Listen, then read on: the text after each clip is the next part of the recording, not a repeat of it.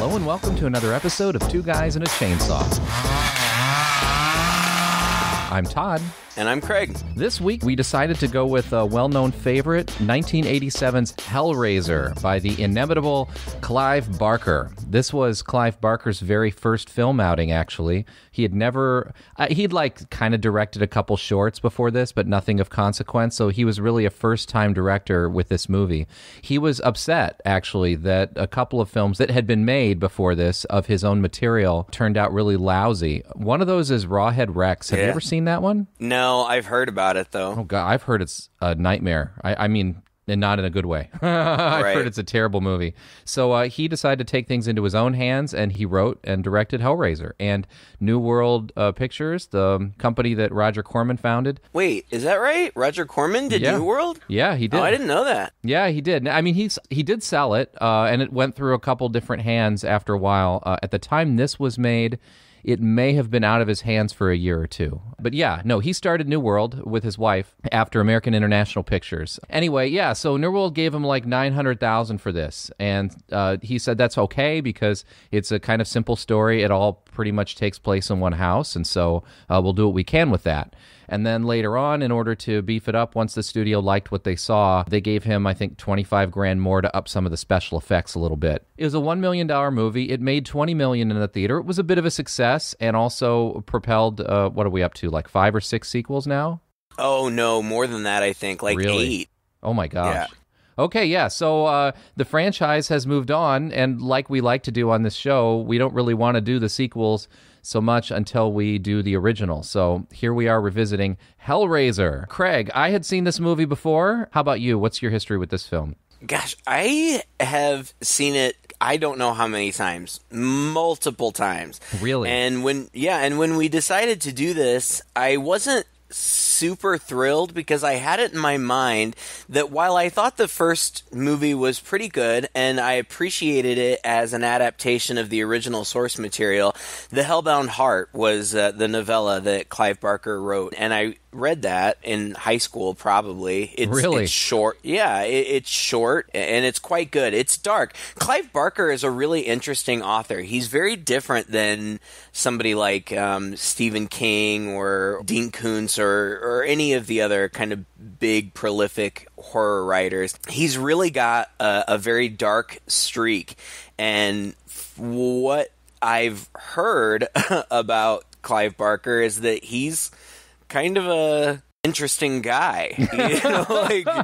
I didn't do as much research as I should have, so I apologize. I hope I'm not disseminating any false information, but I'm pretty sure he's a gay guy. Yeah, that's true. He's also into, or has been at different points in his life, into some interesting drugs and some interesting behavior, including sadomasochism and that kind of stuff.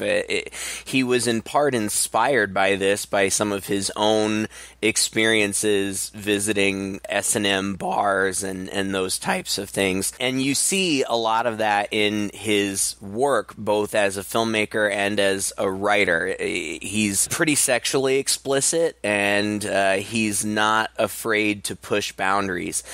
This movie, especially for coming out in 1987, I think was pretty, I don't different, know, fringe. Right? Yeah, kind of on the fringe of what was regular in popular culture. But anyway, getting back to your question, I had seen it several times, and I had it in my mind that while it was good, it was a little bit slow and kind of boring, and I thought that I preferred the first couple of sequels. But going back and watching it again, I guess it had been a really long time since I had seen it.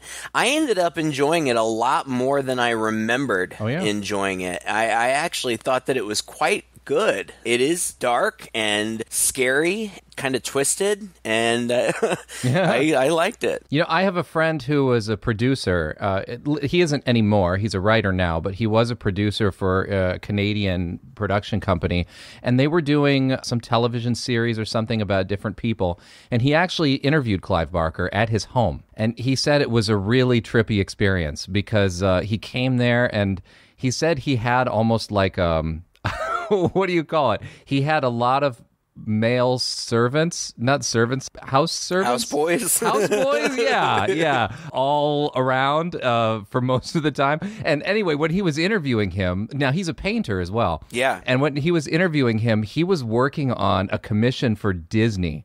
Disney had commissioned Clive Barker to like design it was either a ride or like a whole separate add-on to one of the Disney theme parks. This would have been in the mid-90s or so. If you can imagine Disney commissioning Clive, that'd be like going to H.R. Giger and say, hey, design the new Mickey Mouse ride, Right. Just keep the dicks and vaginas to a minimum, Yeah, I have to admit, like, this kind of thing, like you said, it's a little fringe, and it's not really my cup of tea, that the S&M kind of stuff, the hooks and pulleys and metal and the chains, and it's very Saw-esque as well, right? It's kind of pre-Saw. It's not really my thing, but I can appreciate this movie for doing something completely different, like you said, at the time. And even since then, there hasn't been a lot in this sort of genre. I guess the other thing closest to it I could say would be H.P. Lovecraft, right? This whole idea well, not really, but there's this other realm of demons that can come through or can be summoned in. I mean, summoning demons from hell isn't really a new thing. But somehow this movie presents this as more than hell. Yeah, well, what's interesting about the concept is that in this movie, they are referred to as Cenobites, and that carries throughout. And Cenobite really just means like members of some sort of religious organization or cult. I mean, it's not necessarily negative in its connotation, but this just happens to be a dark cult or something. And that's the thing, like, at one point, the lead Cenobite, which is what he's referred to in this movie, he eventually became publicly known as Pinhead, but that really was kind of a fan nickname that just stuck and that they eventually started actually using in the films. But in this one, he's just called the lead Cenobite. He says at some point in this movie, "Who are you?" Explorers in the further regions of experience. Demons to some, angels to others. The main guy in this movie, Frank, seeks them out for like this ultimate sensory experience, and it is sadomasochistic, but I don't know. I mean, it's so violent and bloody and painful and gross. Like, I think that just any average people would see it as being inherently negative or evil, but I think that the suggestion is that for some people, this is an experience that they seek out. They want this ultimate experience in pain/pleasure. Again, like you, like, I'm not into it. We wouldn't admit it if we were. I don't know. I mean, let your freak flag fly or whatever, but I'll take my experiences with the pleasure side. Not the pain as pleasure. But it is an interesting concept, like the idea that these Cenobites are summoned. So they're supposedly some demons from hell, and I was reading about this later. None of this is in the movie, but maybe it comes up in the mythos later in the later films, is that they're actually from a sect. Like hell has a religious order called the Order of the Gash. Uh-huh. And so these demons there in hell sort of specialize, that this is part of their religiousness or their experience. It's just kind of a bizarre idea, I mean, it's just not your typical portrayal of hell and what demons do in hell and how they are. Right. And they can be summoned by this puzzle box that this guy named Frank buys in the beginning of the movie at a table in some unspecified, clearly not USA country, right? Like right. It's the mysterious Orient, right? Right. And so he uses this puzzle box to summon these demons. And like you said, the idea is that he's not doing it to get revenge on anybody. He's not doing it because he wants demons at his disposal. He's doing it because these demons will fulfill his pretty warped sexual pleasure sort of fantasies. And the movie does a pretty good job of portraying... I'm sorry, I said warped. In this case, it's pretty freaking warped. Yeah. But S&M is fine. There's nothing wrong with that. As long as it's between two consenting adults. Exactly. Two or more. But anyway, yeah, he's actually portrayed as a pretty bad guy. He treats women poorly. Yes. He's very violent in his kind of sexual stuff. And so he's summoning these demons to give him this ultimate S&M pleasure experience. And they come, but then what happens is he disappears. He's like taken away. And I guess the implication, although it's not clear in the film, the implication is that he's been taken down into some hellish place and been submitted and subjected to all of this, like hooks in his himself, and basically pulled apart. Yeah. And he's gone. And it's not until later that he gets summoned back up, and the whole point of this movie is he wants to be made whole again as a human. Right. But the Cenobites are going to follow after him and not let that necessarily happen. So I don't know, like, did he die? Is that what it is? Like, you get this experience, but then you pay with your life? I suppose so. I mean, ultimately, it is masturbatory, really. Yeah. I mean, is basically what he's doing. The unforeseen consequence is that, yeah, he just literally gets completely ripped apart. And the whole franchise, sticks with this motif of, like, these chains that seem to shoot out of nowhere, and they have these, terrible hooks, and they hook into your skin, and they kind of pull at you, and ultimately, in his case, they pull him completely apart. And then the next thing that we see of him is Pinhead kind of reconstructing his face, but then the puzzle box closes up, and the attic in which he was doing all this, seemingly, which had looked like a kind of a weird torture space, after all of this happens, Yeah. it kind of returns to normal. And I'm not exactly sure what the implication is. To me, what the implication was that they were done with him, and he was just kind of put away somewhere. And in this case, seemingly like whatever was left of him, which was maybe just kind of withered, decomposed heart, was still underneath the floorboards of that attic. And so when his brother Larry and his wife Julia moved back into the house, they realized that he had been there, because he's got kind of this weird, gross hobo setup in the attic. It's not until Larry, as he's moving in a mattress, cuts his hand on an exposed nail and bleeds onto the floor of the attic. That blood is like a life force that starts that withered heart beating again, and ultimately kind of starts to revive him slowly. It's a great scene. Oh, it's amazing. It almost looks like the floor is like soaking in or drinking up the blood, and you see that heart beating, and then you see this monstrous skeletal creature emerge from the floor. And it just looks great. I mean, it looks so, it's disgusting. Like, it's wet and slimy and bloody and gross, and it looks really good. It's a fantastic effect. And apparently when they first did this, again, this movie was on a very tight budget, they had another effect in here of him kind of coming out from a wall.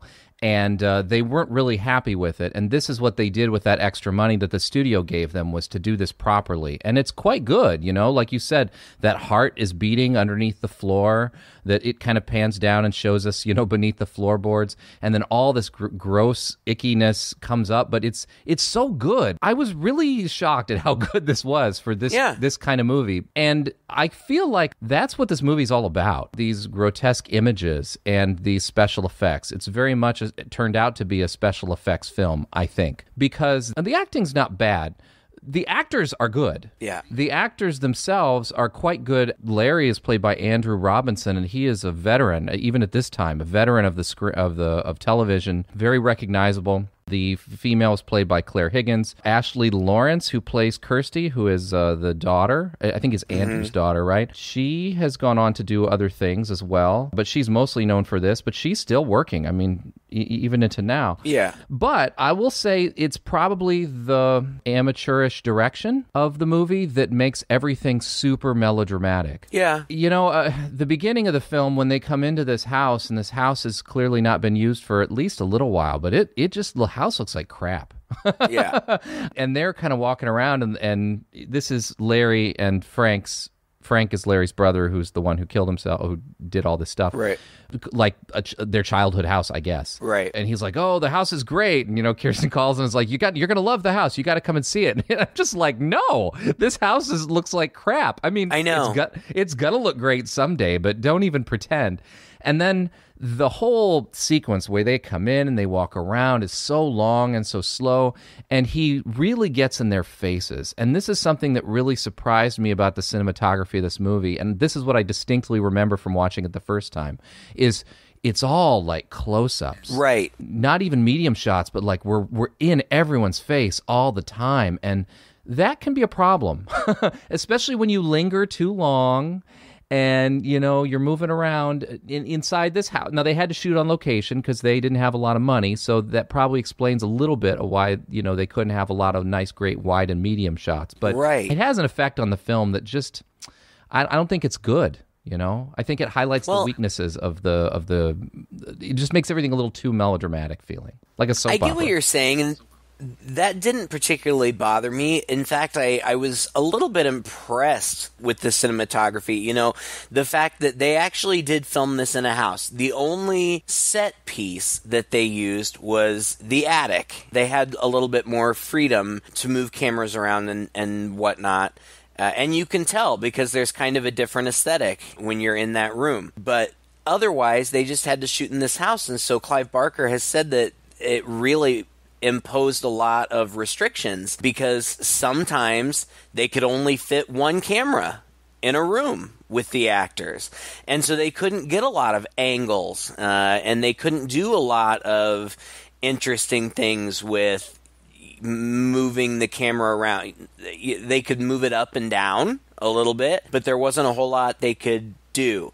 And I understand what you're saying about making it a little bit melodramatic, but at the same time, I think that works for this movie because it makes it feel intimate, I guess. Like, you're always really close to these people. And I do see the melodrama, but it's a melodramatic story, really. Because not only is there this weird hellish stuff going on, but it's also a dramatic tale of this twisted love triangle. Yeah. We find out through flashback from Julia's perspective, which, by the way, Claire Higgins, no relation.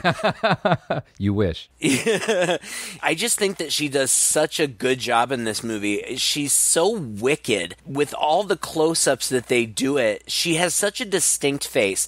I would classify her as a very beautiful woman, but she's very unique. Yeah. She has a very unique facial structure. She has these really unique eyes, kind of this piercing glare, which just works really well for her character. I think she does great in this movie, even though she is, in fact, quite melodramatic. But we find out through flashbacks from her perspective that right before her marriage to Larry, Frank showed up out of nowhere and seduced her. We get these semi-graphic scenes of their sexual tryst right before her marriage. In fact, I'll just be PC and say make love, even though it's far from that, on her wedding dress.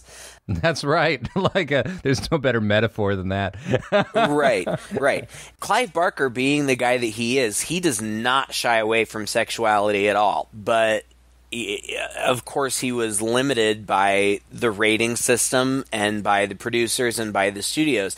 And the sex scenes, these flashback sex scenes, are relatively graphic. Now, by today's standards, not really all that much. But apparently, they were conceived as being much more graphic.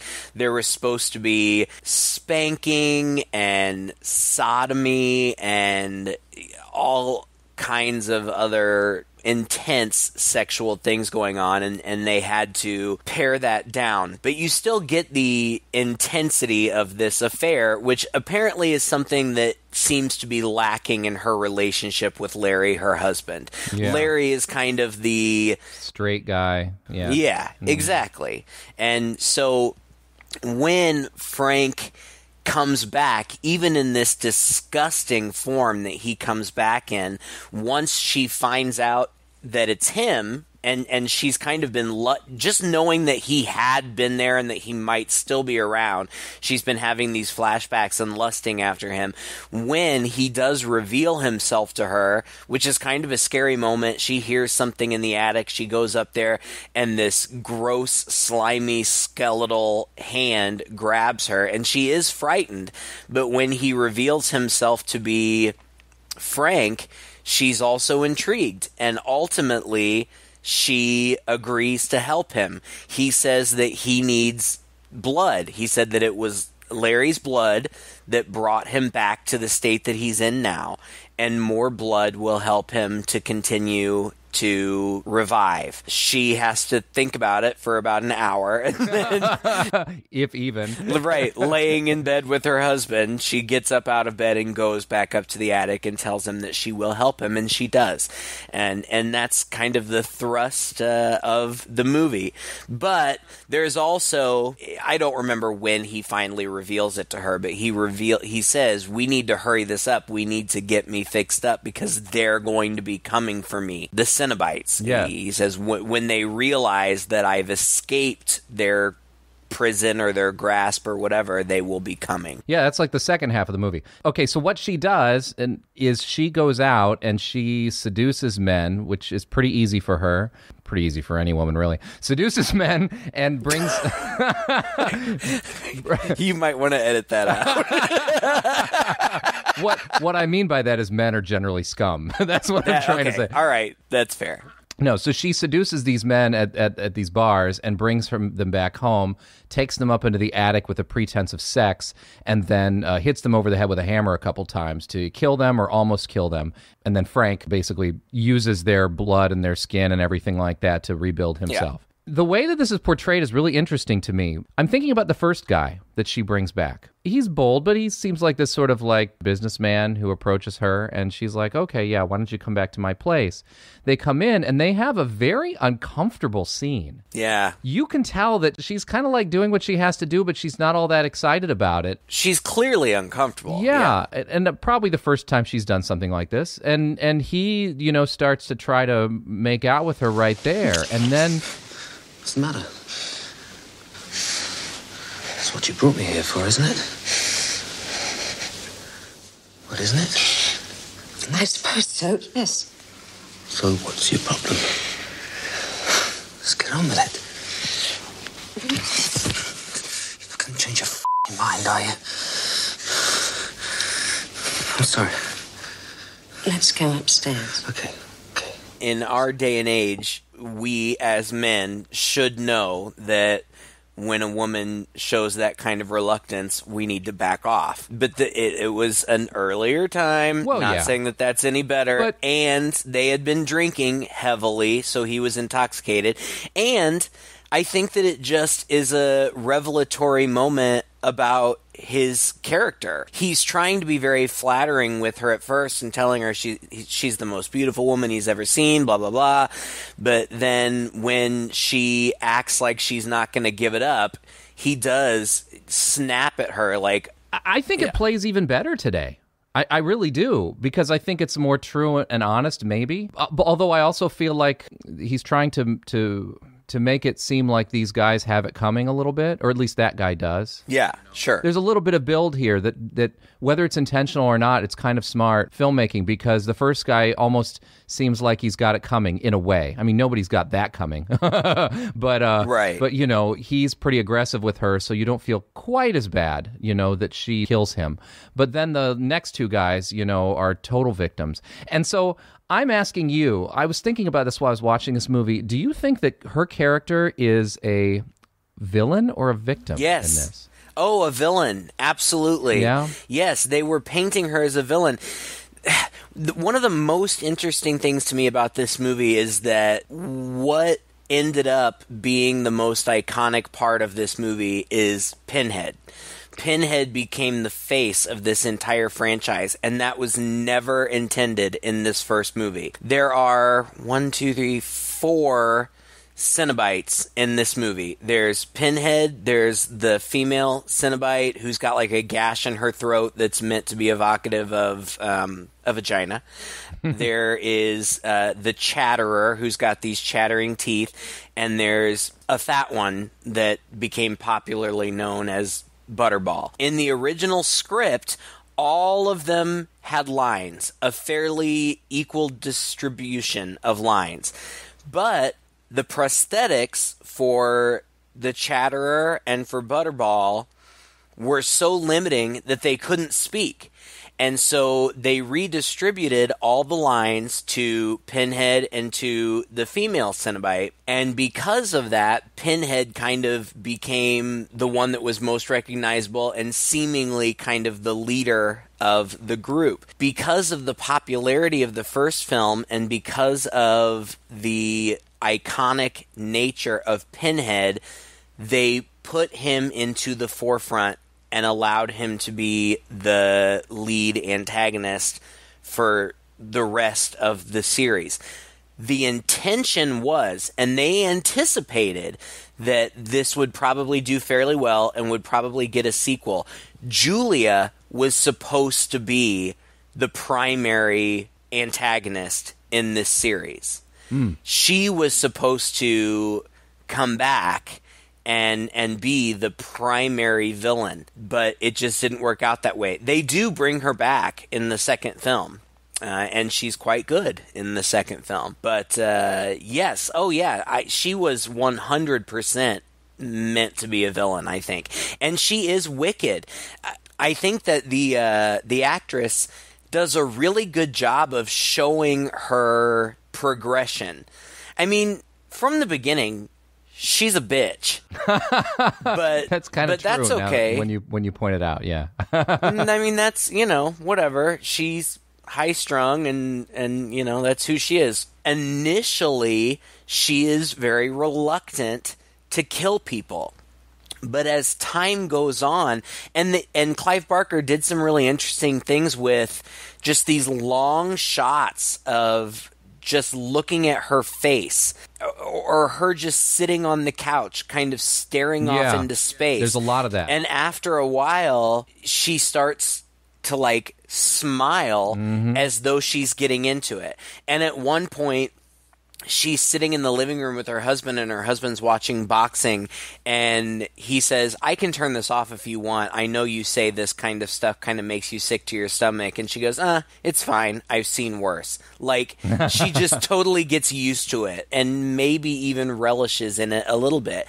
I feel like she feels empowered where she didn't before, which is gross, but understandable to some extent, I guess. I mean, I'm not going to feel empowered by going out and killing people, but if she was unsatisfied and felt helpless in her life to wield this kind of power, specifically over men, it's not illogical. I get it. It does kind of equalize her relationship with Frank, right? Because in those flashbacks, we see Frank as kind of the predator. Yes. Who's seducing and bringing her in, and she likes it, but she seems a little scared by it, Mm-hmm. Yeah, at this point now, she's kind of coming up to his level, and she's becoming more violent, and she's becoming more assertive as well. And that just seems to bring both of them together even more. It gives her maybe more of a motivation, right? Mm-hmm. For bringing this slimy, gross, kind of mean character back to life, because now maybe she's in a better position to receive him, and his proclivities, because they're becoming her proclivities too. So it's smart in that way. You're right. I guess they're more of a dual villain in this point, but I think earlier in the film, or at least in the flashback modes, you get the sense that she's a bit of a victim that's been cajoled and lured into this web. I don't know. I don't know if I'd say she's... So? No, because I feel like she was a willing participant. Well, it's true. You're right. It's wrong for me to brush that under the rug. You cheat on your husband and you chose to do it. Right? Right. Yeah. And she submits. I think that is part of what draws her to him, is that he is so aggressive. And, you know, in their sex play or whatever you want to call it, like, he pulls out a knife and, you know, like there's knife play. And at one point he gets up and says something like, "It'll never be enough." And she comes up behind him and is like, "Please, please, you can do anything."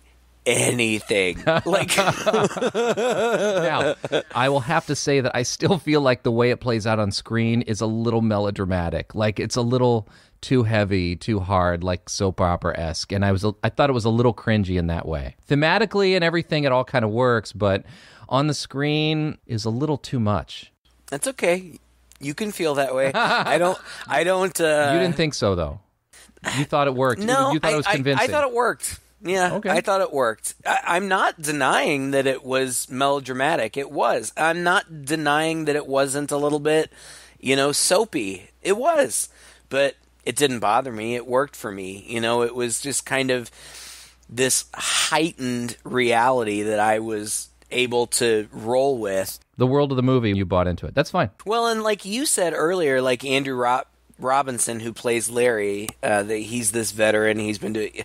I thought that he was one of the most hammy characters of all of them. Oh, for sure. Not like comedically goofy, but you know, just kind of this goofy guy, and not unlikable, and not necessarily unrealistic. Like, we've been totally ignoring Kirsty because really, for the first half of the movie, she's just around. Like, you just know that she exists and she might be important later, which she is, but he's with her very much the dad. Yeah. There's one scene where they have a dinner party, and he's very much the dad dinner party host. Telling the jokes and stories. Telling the jokes and stories and kind of goofy and a little bit over the top, but not so much so that it pulled me out of the movie. I think the reason is they just never got out of his face. I mean, if you zoom in on an actor and you let those shots linger for just a little too long, and you know, you have too many of these shots of them staring at each other or staring off into space or with the thoughts in their heads or whatever, like, there's a line, and beyond that, I think it's the director's fault. You know, I don't think it's the actor's fault. I think the director did the actor a disservice by making their performance seem hammier because they didn't give them the distance that they need. Sure. Maybe also it has to do with Clive Barker just, you know, it's just his first outing. Right. He said himself, actually, he still hates that first sequence of the film when they come in and they're walking around the house. They shot the movie pretty much in sequence. Mm-hmm. And he said that was the first sequence they shot. And he said, looking back on it now, like, I remember, like, that day I just felt so out of my depth, and I knew it was wrong at the time I was shooting it. And he said, I still look at it on the screen and I still feel like it's wrong. Yeah, and he admits fully he had no idea what he was doing. And he says that he was so grateful that both the cast and crew were so willing to just put up with his ineptitude because he had no idea. You know, he was just flying by the seat of his pants. From what I read, he said that it was a good experience, but really only because everybody was so patient and kind. Great, you know, like if I were a first-time filmmaker, you're lucky to find yourself in a situation where people are willing to be patient. Yeah, for sure. Because I don't think that the industry is really known for that. It must speak well to his character if he's the kind of guy that people want to be patient with, right? Well, and that's the thing. Like, I hear such kind of weird, freaky things about him, but when I see him in interviews and things, he seems very charismatic. You know, he seems like somebody that I would be very much interested in sitting down and having a beer with. Just one. And nothing more. not too many. But he seems like a cool guy. You know, whatever his personal interests are, that's who are we to judge? Fine. Yeah. Like you said, consenting adults, you do what you want to do. Well, eventually the daughter does get back into the picture, Kirsty, and it's really only about the second half. And I think the beginning of that is, I mean, she's in and out. She has this boyfriend. I don't even know his name. Was it No, I even don't uttered know. in the movie once? I don't think it was. I don't either. He was kind of a throwaway character. Yeah. Almost the obligatory boyfriend. You have to have somebody to help you through the end because we can't just let a woman do it all. Right. I think the turning point there is that after, Mom has been acting really, really weird, Larry goes out to lunch with her at a Chinese restaurant. I got a real problem here, kiddo. She doesn't even want to leave the house. Really? Would you Uh-oh. stop by sometime? Try to make friends? Sure. I mean, who knows? Maybe all she needs is somebody to talk to. So she does. She pops back by unannounced, and she happens to stand in the driveway and see Julia bringing another man in. I don't know how people don't discover this creepy, like, half-human in the room upstairs where they all seems to be fairly well trafficked in this house. Yeah. But she ends up discovering him, too. She sees Julia take the guy inside, and then she hears the attack, and when she goes to investigate, she sees the guy who's like half drained. He like comes out and begs her for help, and then Frank reveals himself, and he is super creepy with her. Like he has seen her before, and he's like, Kirsty, like it's so lascivious and gross. He has gone from mostly skeletal to now just like skinless. Like you can see all of his muscle and all of that, but he still doesn't have skin. And it's great makeup. It really is. But he confronts her and he talks to her. He's like, oh, everything's going to be fine now. Uncle Frank is back. But he also, like, pins her up against the wall, and you can tell that it's lecherous. It's so gross, but it's totally in keeping with his character. Yeah. There's nothing to be afraid of. Bet you make your daddy so proud, don't you, beautiful? This isn't happening. I used to tell myself that. I used to try and pretend I was dreaming all the pain. But don't you kid yourself. Some things have to be endured. It's almost like the idea of anything taboo is what turns him on. Like getting down with his brother's fiance on her wedding dress the day before her wedding. Done. But now, look, here's my niece. Just because it's taboo. You know? Like that's the feeling that I get from him. She's able to fight him off in some way, and she picks up the box to use as a weapon. But as soon as she picks it up, he kind of freaks out and he's like, put that down. And she then realizes that it's important to him, so she uses it as a diversion and says, oh, you want it? Okay, go get it. And she throws it out the window. And when he freaks out and goes and looks out the window, she runs away, and she runs out, and she picks it up as she goes. And then there's this kind of silly nonsense where she kind of relives the whole experience while she's on the street, and she, like, passes out and wakes up in a hospital. Yeah. And I didn't even really understand this. Like, did she really not remember what had just happened, or was she playing it coy with the doctor? I couldn't tell. I don't know. I don't know. She starts playing with the box. And it's funny because when she starts playing with it, like, at first there's, like, this pretty music box music and, like, these pretty little pink sparkles are, like, floating out of it. And, you know, so she's intrigued.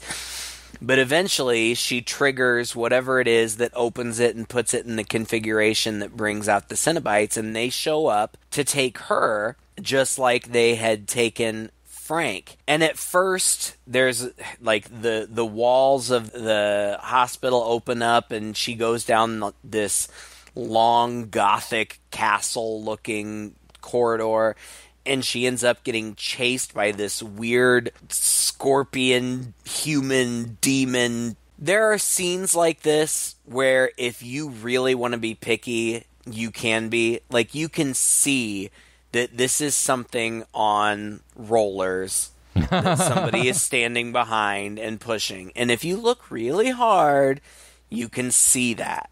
But I still thought that it was scary. I thought it was good, actually. Yeah, I didn't have a problem with it. But you're right. He's got to cut back and forth a lot. I read that actually that hallway, because of their budget, that hallway was only like 14 feet long, and the monster took up like 7 feet of it, and then they had to have guys behind it to push it along, so that was even more. So she couldn't actually run, so he had her kind of like run in slow motion and jump a little bit so that her hair would move, fly up, and then so that's why there's so much quick cutting from that to like a close up of him, and then back to her, and then back to that. Well, with the limitations, I think that it actually looks good, and I thought that it was scary. But she runs away from it, and she gets away from it, and then the Cenobites that we have seen before appear, and they explain to her, you've opened the box, you've summoned us, now we take you, and we, give you all these experiences, and blah, blah, blah. And she makes a deal. Yeah. She says, you've done this before, do you know Frank Cotton? And they're like, oh yeah, we know.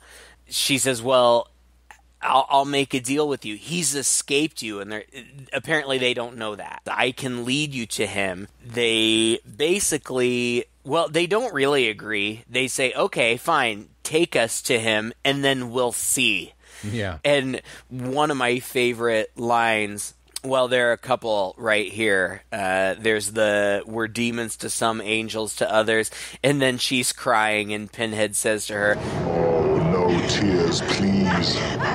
It's a waste of good suffering. Then she makes the deal, and he says, okay, but if you cheat us, we'll tear your soul apart. And Doug Bradley plays Pinhead in this movie, and in most of the sequels. He eventually retired it, and they recast him. And I've seen all the sequels, and the guys that they've used to replace him are not bad, but it's like trying to replace Brad Dourif as Chucky, or trying to replace Robert Englund as Freddy. The guy is the character, and I just think he's so good in this role. And he's a theater actor and a film actor, but he started in the theater, and he was friends with Clive Barker. And when they were casting this movie, he was invited to be a part of it, and they gave him a choice. They said, you can play the lead Cenobite, who in its conception had very few lines because they were distributed between all the Cenobites, or you can play one of the mattress movers from the beginning of the movie. And he almost chose the mattress mover because he felt like, as an actor, it was important that people see his face, his real face. But eventually he decided to go with this, and it became his most iconic role and, one of the iconic roles in the horror genre. Being a theater actor, he had a lot of skill and talent, and Clive Barker had to tell him, you need to tone everything down and really focus on stillness, because your character has to have this complete confidence that he is ultimately in control. So there's no reason for heightened emotion. Right. You are the bad boss, and you know it. And so that's what he does. He basically just stands there. Yeah. There's very little movement at all, and it's all done through very subtle nuances in his face, and especially through his voice. And I just think that it was really powerful. I'm not surprised that people clung to that character as kind of the centerpiece of this movie and ultimately the franchise. Yeah, I don't think we'd ever seen anything quite like that before. It's a really unique look. And he's lucky he also got his voice in that too, because the movie originally took place in Britain, and then once the studio realized what they had on their hands, they needed it to be marketable in the United States. And so they actually dubbed over some of the other characters with other more American accents, and they ended up keeping his, which was a smart move, I think. Yeah, because he delivers those lines just chillingly.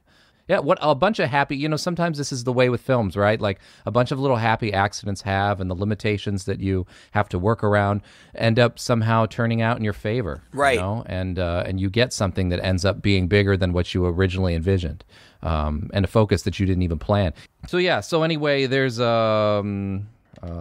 goes back. She goes back to the house, and I mean, Larry's dead, right? Right. Or there's no scene really about his death, is there? Well, kind of. I mean, there was an earlier scene in the movie where Frank wanted to kill Larry and Julia said no. Yeah. I'll get you other guys, but you can't kill him. But then after Kirsty witnesses all this, they both realize what a threat this poses to them from a legal perspective because she's going to tell everybody. And so, though it's not stated outright, through the performance, you can tell that she concedes that he can kill Larry. And you don't see it. You just see Julia say to Larry, I don't even know where to begin how to tell you this, and then it cuts away. What's suggested is that she then takes Larry upstairs to Frank, who then not only drains him the way that he's drained everybody else, but skins him and puts on his skin like a skin suit. Yeah. Yeah. And so when Kirsty comes home, she's relieved to find that her dad is still alive. Even though he's not, it's really Frank in Larry's skin, which I still kind of don't really understand how she didn't recognize that anything was wrong, because you can see... It's pretty obvious. Yeah. I mean, it looks like he's been skinned, all around his hairline is all bloody, but then she figures it out when Frank once again starts getting gross with her and says his catchphrase, come to daddy, and she realizes what's going on. And then there's this whole kind of chase thing through the house. Eventually Julia gets a hold of Kirsty and Frank goes to stab Kirsty, but Kirsty frees herself just in the nick of time, and instead he stabs Julia and he drains her pretty quickly. Yeah, and she says, like, not me. And he's like, oh, sorry, nothing personal. Which, is totally mean, but, she deserves it. So, yeah. And then he chases her all through the house, which I thought actually went on for a little bit too long. It was kind of silly. I didn't understand why she didn't just run into where she knew the Cenobites were. Because they had already confronted her in the attic. She wanted to see Frank's dead body. And they took her up there and they showed, but of course he was all skinned and stuff, so she didn't really know. And the Cenobites appeared to her and said, we want the man who did this. And she said, no, you can't. That's my dad. That wasn't the deal. Well, it wasn't her dad. She doesn't know yet, but then she figures it out. But anyway, she knows that they were up there, so I don't understand why she didn't just lead him directly to them. Instead, runs around and hides in the house for a while. Well, not only that, she runs around and then she just stops and just weeps at the top of the stairs. That's how she gets caught eventually by Frank, which is so stupid. Yeah, it was silly. But eventually they end up back in the attic, and he is nasty with her, but the Cenobites show up, which surprises him, and their chain hooks show up and grab him, and there's this iconic image of him with his skin all stretched out across his face, and even in that state, he's still gross. He still looks at Kirsty, and, licks his lips and says, Jesus wept, which wasn't the original line. The written line was "fuck you." Yeah. But he said that and they kept it, and it again became one of the iconic moments from the movie. And so the Cenobites have him, but they are not going to go through with their deal. Yeah. Pinhead says to her, we have such sights to show you. And then they chase her around for a while, but she gets her hands somehow back on the puzzle box, and she keeps maneuvering it, and almost every time somebody almost gets her, she re-maneuvers it, and it, I don't know, kills them, sends them back to hell or whatever. Yeah. But she does that with all of them, and her stupid, worthless boyfriend shows up for no good reason and really does nothing to help. There was no reason for he did nothing for her. No, nothing. But they eventually escape, all of them. And the film was criticized for the effects in the last part of the movie. There's a lot of light, not lasers, animated. That's what it was. Stuff, yeah. They ran out of money for effects. And so Clive Barker and one other guy who worked on the film over a weekend hand animated all of these effects over the film. I didn't think it looked bad. I didn't think I it mean, was too especially terrible. for the time. For the I time, thought it looked fine. like most movies do, honestly. I'm kind of surprised that these two guys just did it over a weekend, to be honest with you. Yeah, I thought it looked fine. But anyway, they escape. I didn't mention, because I don't even know what to say about it, but this creepy guy has been following Kirsty around for the whole movie. And at the very end of the movie, the whole house burns down, and then they show Kirsty and her boyfriend in this lot with like these fires burning, like it's supposed to be the remains of the house. It doesn't look like a house is burned down at all. Convincing. Right. But she takes the box and she throws it into the fire. And then this creepy guy shows up again and reaches into the fire and pulls the box out, and he catches on fire and he burns all up. And after he's burned up, what is left is this big skeletal demon that's horned and winged, and it flies away with the box right in front of them. And then it cuts back to... Does it cut back to the first scene? Like, is the implication supposed to be that this is like a time loop kind of deal? No, I think... Or is it supposed to be the same... It's a new guy. Guy is selling the box to a different guy. Yeah, I think it's the same guy selling the box to a different guy. Like, this is just going to repeat over and over again. This is what happens. The box ends up in the seller's hand, and then, yeah, somebody else gets a hold of it. I don't know. I mean, like I said, I ended up enjoying this more than I thought that I was going to. It was better than I remembered it being. At least I think so. It spawned. Again, I don't remember how many sequels, but I feel like it's 8, maybe something like that. It's a lot. There are a lot of sequels. The second one, Kirsty and Julia both return, and it's a little bit bigger in terms of scope and special effects. And I really like the second one. I've watched it multiple times. The third one is kind of in line with the same continuity, but Julia and Kirsty don't appear. But I did enjoy the third one.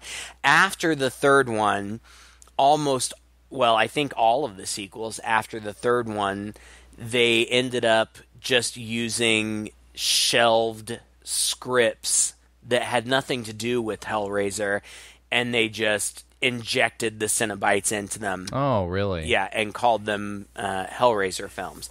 I've seen them all. I've watched every single one of them. And they're okay, most of them, from an entertainment, perspective. But the Cenobites, the nature of the Cenobites changes. Their purpose kind of changes. And usually, in most of them, the Cenobites only appear briefly, which is... disappointing, because that's kind of what you're in it for. Another one just came out. Judgment just came out last year, and I've seen it, and, I've seen half of it because I haven't been able to get all the way through it. It's very different. The Cenobites are still around, but they're kind of different in nature. And the selling point for the most recent one for me was that Heather Langenkamp of Nightmare on Elm Street fame is in it. Oh, wow. And she gets top billing. Wow. And she's in it for less than 45 seconds. And she plays a completely non-essential character, and she is covered in age makeup. She's virtually unrecognizable. So it was a major tease and made me really mad. So wow. I haven't been able to get through it. And the reason that there have been so many sequels in part is because this is one of those movies that has gotten tied up in studio business.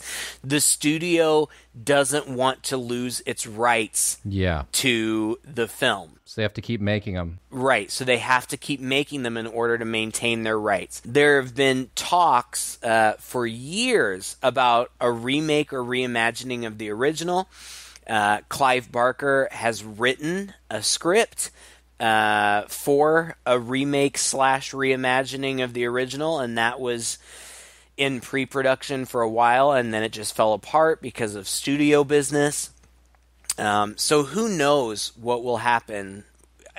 I am certain that the franchise is not dead. It's going to be around for a while.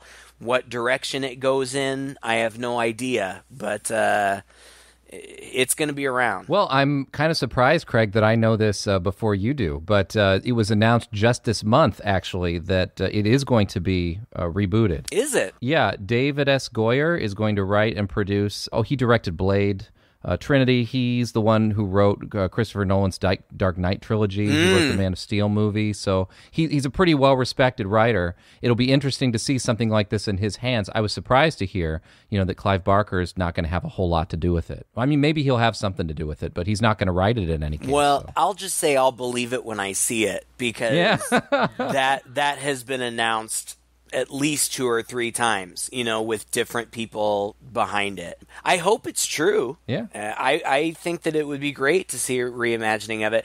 I would love, Doug Bradley's pretty old at this point, but if they could get him back in the makeup, I would love to see him return to the role. I don't know. I kind of doubt that's going to happen, but I'm up for a reimagining too, let somebody else helm it. And, there have been all kinds of speculations about what they will do, like making Pinhead a woman or having an entirely new set of Cenobites. I don't know. I'd be down for it. I would be happy to see it get more back to its roots, because a lot of the sequels really stretch it. This movie I liked. I would certainly recommend it. If you're a horror fan and you haven't seen it, what is wrong with you? But if you haven't, see it. It's good. And the source material, read the novella. The novella is really good. Yeah, I'm actually curious to do that now that you mention it. I want to get out and read some of Clive Barker's stuff. I've never read a single thing he's written, but he has some really good stuff. Really, oh my gosh. The Books of Blood were a collection of short stories that he did in I don't know how many volumes. Oh man, some excellent short stories in there. And then he's also done some really cool young adult stuff and youth stuff. There was a book called The Thief of Always, which reads very much like a children's book. I mean, it's more young adult, but it's almost fairy tale like. And I love that book. There's another one. I'm looking at my bookshelves as I'm talking, trying to find it, but I can't find it. But he did another young adult series, Arabot, I think, is what it was called. And it was really good. He's an excellent writer. You definitely need to read some of his stuff. I will. As for the movie, I agree with you. I think that if you're a horror fan, you need to see it. The special effects are really quite good. Even for their time and just beyond, I think they're good. It's very much a special effects movie, I think. The whole notion and the idea of it, the themes that it explores are really different from a lot of horror movies. The knock on it, I would have to say, is that it's a little claustrophobic. It mostly just takes place in one house. Mm-hmm. And like I said, it's kind of in everyone's face all the time. It's a little melodramatic. I imagine a reboot is going to fix all of those kinds of things. Sure. And that'll be interesting to see. So I'll look forward to it as well. Me too. All right, thank you again for listening. If you enjoyed this episode, please share it with a friend. We have a Facebook page. You can just search for Two Guys and a Chainsaw. Find us there. Like us. Write some kind of comment about what you thought of this episode, as well as any of the other episodes we've done in the past. You can also find those on our website, twoguys.red40net.com. Until next time, I'm Todd. And I'm Craig. With Two Guys and a Chainsaw.